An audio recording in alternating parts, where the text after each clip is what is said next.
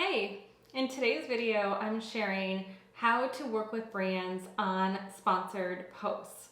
So let me ask you a question. Have you ever wondered what exactly it is that brands look for when choosing influencers for campaigns? If so, you're not alone.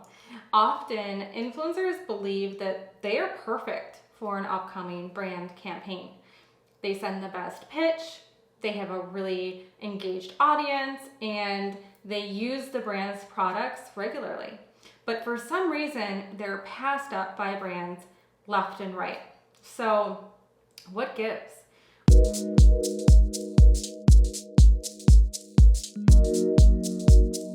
Well, today I'm going to explain what exactly brands are looking for when they're scoping you out for a potential partnership. So if you want to know how to work with brands on sponsored posts, keep watching because I've got 6 tips for you, plus 3 bonus tips. So make sure to watch all the way to the end.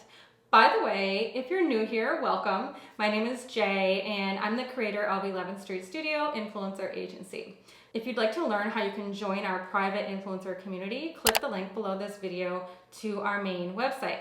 And if you'd like to gain access to all of our e-courses for influencers, live webinars, members lounge, and Q&A forum, click the link below this video to check out our members area.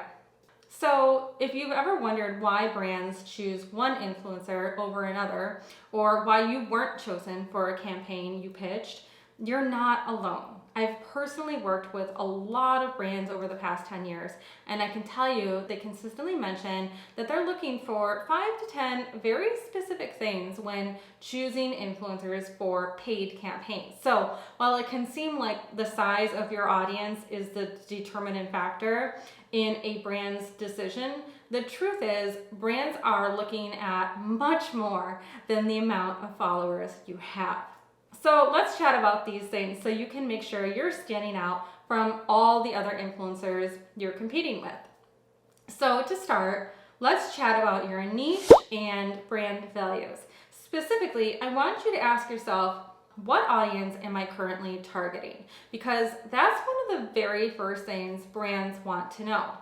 Is this influencer in our niche? And listen, I'm sure you've heard it before. If you want to land paid brand deals, you need to target a specific niche. But it's worth repeating in my opinion. Why?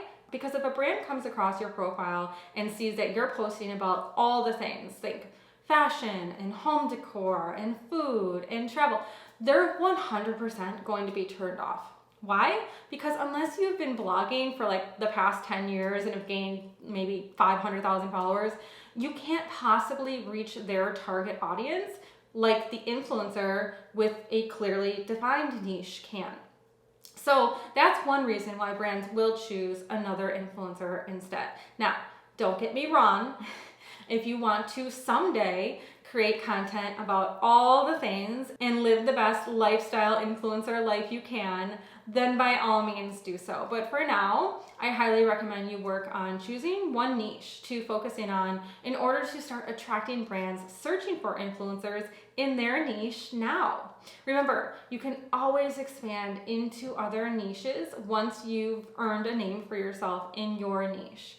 But for now, the best strategy is to focus on just one. Ideally, you want to become an expert in your niche and provide brands with the audience they're seeking.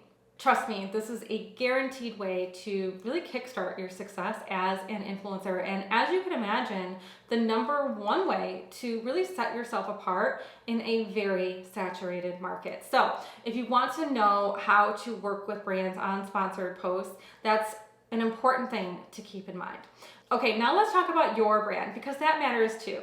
Once a brand determines that you're within their niche, they'll start to check out your other posts and will search for you on other platforms too in order to determine if you're a good brand fit. Meaning, regardless of your audience, if they look at all your content across all your profiles and discover that your brand values aren't aligned with theirs, chances are high they'll move on to another influencer. And that makes sense because they want to know that your brand is a good fit for their brand. Ask any brand manager, influencer manager, agent, or PR agency, and they'll likely all tell you that if an influencer's brand values are not aligned with the brand's values, they'll keep looking until they find one whose values align. And this goes both ways. So if by chance a brand pitches you and you determine their brand values don't match yours, don't let them persuade you into partnering with them, because doing so could cause you to lose out on future opportunities with other brands, because if they see that partnership, they could be turned off by your lack of authenticity. Not to mention, so could your audience. So why risk it? Okay, now let's chat about your unique reach. There's no denying that nano and micro influencers are on the rise with marketers because their engagement is significantly higher than, say, a macro or mega influencers. But don't get me wrong, reach matters too. So while brands may say they're only searching for influencers with high engagement, trust me, they're still using tools to determine your true reach, because depending on their campaign goals, that's important too. So what's the secret formula? Well, many brands say they're looking for influencers with the best engagement and reach. And they're investing in sophisticated software to spot influencers with fraudulent accounts, meaning brands know immediately if your engagement to follow rate is off, and they'll quickly move on to the next influencer if they discover that. Now, if you're concerned that your account isn't growing as rapidly as you'd wish, there is hope. Make sure to watch my other video, How to Get More Engagement, on Instagram for some good tips. But for now, I suggest you start by consistently engaging with other influencers and brands. So, for example, try to leave really thoughtful comments on their posts. Send them DMs and engage frequently with brands you love to attract their followers to your profile. Trust me, a little goes a long way. I suggest trying to spend 30 minutes or so a day engaging and watch how quickly you gain new followers. Also, try to collaborate with other influencers, vloggers, and bloggers regularly. This is a simple way to tap into a similar audience, and it's free, so don't be shy. Reach out to your favorite influencers and suggest a collaboration. It's a really simple way to gain followers quickly. Now, as a side note, by collaboration, I'm not suggesting giveaways or contests, but genuine collabs where you can possibly get together, if it's safe, for a photo shoot and tag each other in an authentic way to essentially share each other's audiences. After that, I suggest tapping into growth hacking. So basically, know your skills and stick to the platform that best highlights them. So are your videos really popular? Showcase them on TikTok and direct people to follow you on Instagram. Or do people love you for your personality? Why not highlight it on YouTube and promote your Instagram profile in your videos? Or do you love showcasing your DIY projects? Why not show them off on Pinterest and linked to your Instagram profile? These strategies will help you gain followers quickly, and you never know, you may even go viral. Okay, let's get back to what the brands are looking for in influencers. The next thing they're searching for is authentic comments and replies. Basically, brands are looking to see how authentic your audience's engagement is. So they're looking for comments that show genuine interest in your posts, not comments that were clearly purchased or left by engagement pods.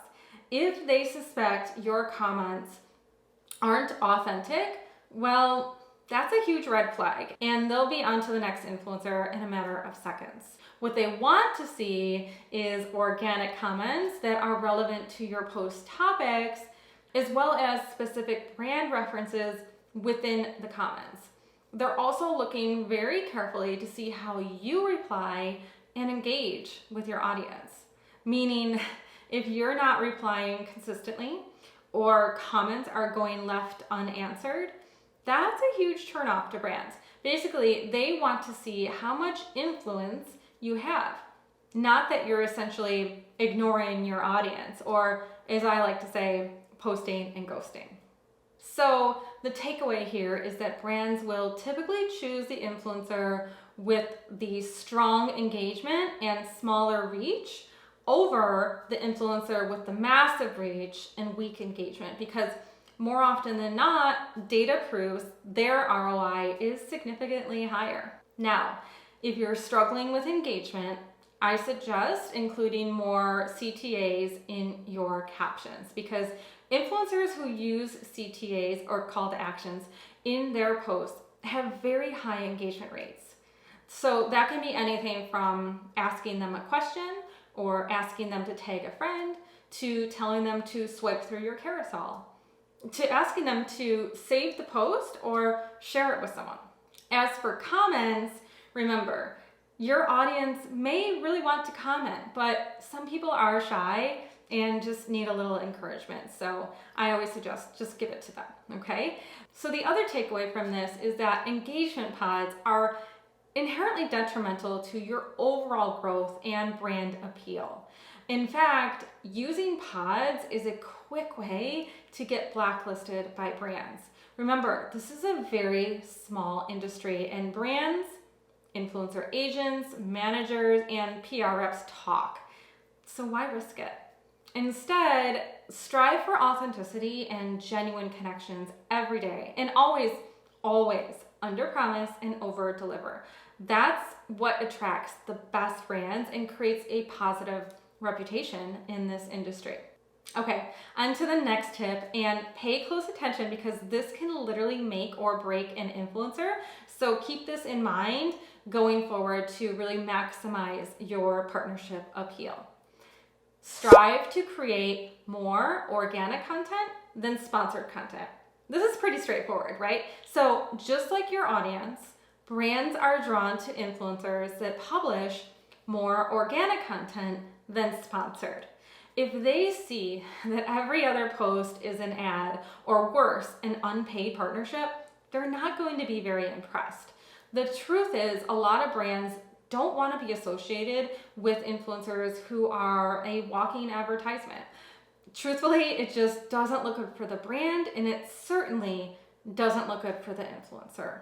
On the other hand, if they see that an influencer is telling an intriguing story and has a loyal audience who is super engaged, regardless if the post is organic or not, they're quick to discuss a partnership. So what are they looking for? They specifically search to see how many of your posts are sponsored and consistently partner with influencers who are selective about which brands they partner with and how often they post ads. And on a side note, this is why many influencers remove past sponsored posts from their feeds. So on average, brands look for influencers with approximately 20% branded content. Meaning if you share 30 posts a month, only about 6 of the posts should be sponsored. The rest should be organic. So keep that in mind. Okay, now on to the last thing brands are looking for, and that is your reputation as an influencer. Now, I may have mentioned this in a past video, but it's important to repeat because brands are so passionate about this. So I feel it's incredibly important to mention more than once. Brands, more often than not, choose to align with influencers who are fun to work with, who act professionally, and who are responsible. The influencers who respect brands, adhere to brand deadlines, and are easy to work with are chosen time and time again. Now, on the flip side, the influencers who are a struggle to work with typically get a bad rep fast and ultimately lose campaigns left and right, regardless of their reach and engagement. So if you have a positive, optimistic attitude and are open-minded and passionate about creating amazing content for brands, you'll earn a great reputation, and brands will likely recommend you to everyone they talk to, meaning doors will open up quick. So remember, always strive to under-promise and over-deliver. Okay, we've covered a lot in this video. If you want to learn 3 more important things that brands are searching for when they're vetting influencers for upcoming campaigns, make sure to click the link below this video to download the free checklist I created. I list all the things I just mentioned in this video, along with 3 bonus tips so that you can be confident you've got everything covered.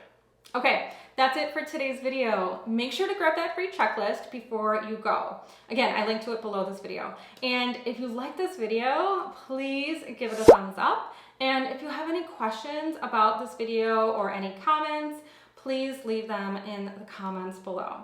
And of course, if you're not already, please subscribe to the channel. My goal is to release 1 new video each week, and I don't want you to miss any of them. So thank you so much for watching, and I hope to see you in the next video.